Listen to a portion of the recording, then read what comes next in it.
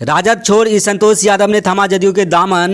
राजद पर तंत्र की मंडी होने का लगाया आरोप। सादी विरासत बचाओ आंदोलन में सर यादव की सारथी रहे युवा समाजवादी नेता इंजीनियर संतोष यादव ने राजद छोड़कर आज मधेपुरा में जदयू का दामन थाम लिया है।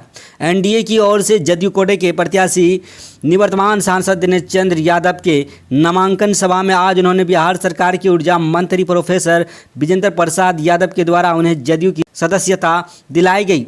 इसके साथ ही कई और राजद के नेता भी आज जदयू में शामिल हो गए। देर शाम को इंजीनियर संतोष यादव ने प्रेस वार्ता आयोजित कर राजद को परिवारवाद की पार्टी बताते हुए समाजवाद का ढोंग रचने का भी आरोप लगाया है। इस दौरान उन्होंने कहा कि आज राष्ट्रीय जनता दल अर्थतंत्र की मंडी हो गई है। वहां समाजवाद के नाम पर सिर्फ लोगों को ठगने का काम किया जा रहा है। मुख्यमंत्री नीतीश कुमार के नेतृत्व में बिहार लगातार विकास की ओर अग्रसर है। आज के समय में असल समाजवादी नेता नीतीश कुमार जी है और उनके सामाजिक विचारधारा से प्रेरित होकर हमने जनता दल यूनाइटेड के साथ चलने का मन बनाया है। और आज उत्तर बिहार के विश्वकर्मा कहे जाने वाले ऊर्जा मंत्री प्रोफेसर विजेंद्र प्रसाद यादव के हाथों सदस्यता ग्रहण करने का अवसर प्राप्त हुआ है। आने वाले चुनाव में हम सभी मिलकर एनडीए को मजबूत करेंगे और बिहार से 40 की 40 सीट जीतकर बिहार में नीतीश कुमार और केंद्र में नरेंद्र मोदी के हाथों को मजबूत करेंगे। आगे इस वीडियो में देखिए क्या कुछ बता रहे हैं इस संतोष यादव जदयू नेता। देखिए, शरद यादव का जो विचार था वो लोकनायक जयप्रकाश नारायण, डॉक्टर राम मनोहर लोहिया और कर्पूरी ठाकुर के विचारों को वो जीते थे।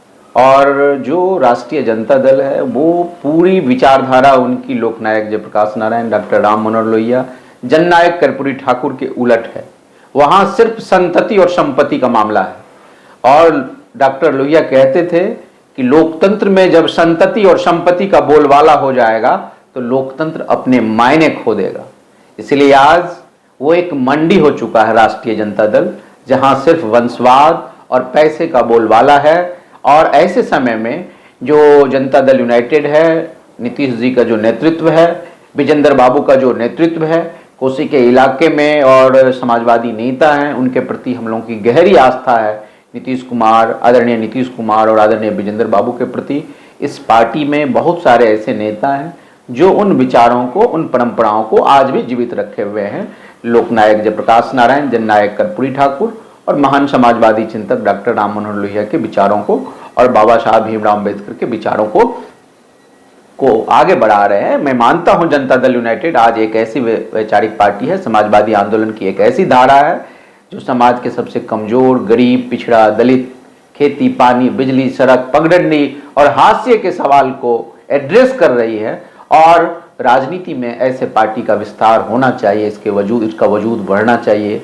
जन जन में इनके विचारों को फैलाने की जरूरत है। आपने कहा कि आरजेडी मंडी हो गई है, लेकिन आरजेडी के नेता तेजस्वी यादव के द्वारा भी ये आरोप लगाया जाता है कि एनडीए भी परिवारवाद है और जब उनके सवाल होते हैं तो एनडीए के कोई नेता नहीं बोलते हैं।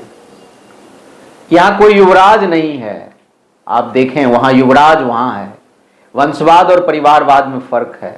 सत्ता के शीर्ष पर कौन बैठा है उससे तय होता है वंशवाद। सत्ता का शीर्ष राष्ट्रीय जनता दल में एक परिवार का है। किसी अन्य पार्टी में, समाजवादी पार्टी में भी सत्ता का शीर्ष एक परिवार का है। वंशवाद का मतलब सत्ता के शीर्ष से है, राजा का बेटा राजा होता है। डॉक्टर राम मनोहर लोहिया ने 1962 में एक मेहतरानी सुक्खो रानी को चुनाव लड़ाए थे ग्वालियर स्थित के महारानी के खिलाफ। समाजवादी आंदोलन का सपना था। सुक्खो रानी का संघर्ष हुआ था। मेहतरानी बनाम महारानी का इस देश में बहुत चर्चित हुआ था। और डॉक्टर लोहिया खुद फूलपुर से जवाहरलाल नेहरू के खिलाफ लड़ रहे थे। डॉक्टर लोहिया ने माना कि मुझसे ज्यादा अहम चुनाव है सुक्खो रानी का, क्योंकि इस जनतंत्र में पहाड़ से टकराना जरूरी होता है। बड़े बड़े राजा रजवाड़ा जब इस देश में खत्म हुए तो लोकशाही आया। और आज फिर एक नए तरह का राजा रजवाड़ा, गरीब पिछड़े के नाम पर एक नए तरह का राजा रजवाड़ा का निर्माण हो रहा है। यह दुखद है। समाजवाद के नाम पर, सामाजिक न्याय के नाम पर। क्या सामाजिक न्याय का मतलब पति पत्नी बेटा बेटी होता है? यही है सामाजिक न्याय। मैं लाखों करोड़ों नौजवान दोस्तों से यह अपील करना चाहता हूं कि आप गौर से समझें, क्या सामाजिक न्याय एक परिवार के अंदर होता है कि समाज के लिए होता है, देश के लिए होता है? तो ये गमले की खेती जो इस देश में हो रही है, इस सूबे में हो रही है, तेजस्वी यादव युवराज है, अखिलेश यादव युवराज है, राहुल गांधी युवराज है। लोकतंत्र में युवराजों का कोई महत्व नहीं होता, उसका कोई मतलब नहीं है, इसीलिए ये सारी पार्टियां अभिशप्त है मिटने के लिए। मधेपुरा में आपने जदयू की सदस्यता ली है और आगे चुनाव है, आज नामांकन भी हो गया है, क्या लगता है कितना मजबूत होगा मधेपुरा एनडीए?